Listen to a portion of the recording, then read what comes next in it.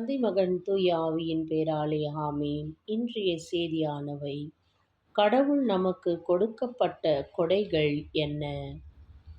கடவுள் நமக்கு கொடுக்கப்பட்ட கொடைகள் என்றால் திறமை, ஞானம், அன்பு, சுதந்திரம், நம்பிக்கை மற்றும் நம்மை பாதுகாக்கும் உணர்வு, காவலர் போன்றவை. இவற்றை நாம் உணர்ந்து பயிற்சி செய்து சரியான முறையில் பயன்படுத்துவதே நம் மூலம். கடவுள் நமக்கு அளித்த முக்கிய கொடைகள்: 1. திறமைகள் மற்றும் ஆற்றல்.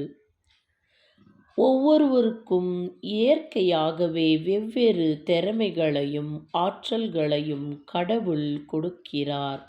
பயிற்சியின் மூலம் அவற்றை வளர்க்கலாம். 2.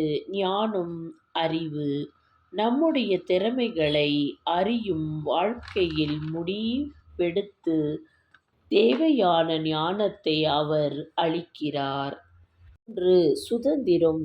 நமது தலைவிதியை இறைவனின் மேன்படியில் மாற்றி எழுதவும் சுதந்திரத்தையும் சரியான பாதையையும் தேர்ந்தெடுக்கும் உரிமையையும் கடவுள் கொடுத்துள்ளார். 4. அன்பு மற்றும் இரக்கம். மனிதர்களிடம் அன்பு செய்வதற்கும் இரக்கம் காட்டுவதற்கும் தேவையான மனப்பான்மையை அவர் தருகிறார். 5. நம்பிக்கை மற்றும் பாதுகாப்பு உணர்வு. நாம் பயந்து வாழத் தேவையில்லை, ஏனென்றால் நம்மை காக்கும் கடவுள் இருக்கிறார் என்று நம்பிக்கை. சங்கீதம் 121 ஒரு பெரிய குடை. வாழ்க்கை. இந்த வாழ்க்கையே ஒரு பெரிய குடை.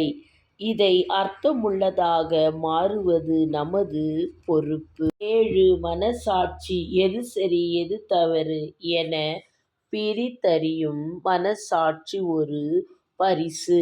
இந்த கொடைகளை பயன்படுத்தி கடவுளுக்காக முதல் இடம் கொடுத்து வாழ்வதே நமக்கு அளித்த பரிசுகளை நாம் சரியாக பயன்படுத்துவதாகும்.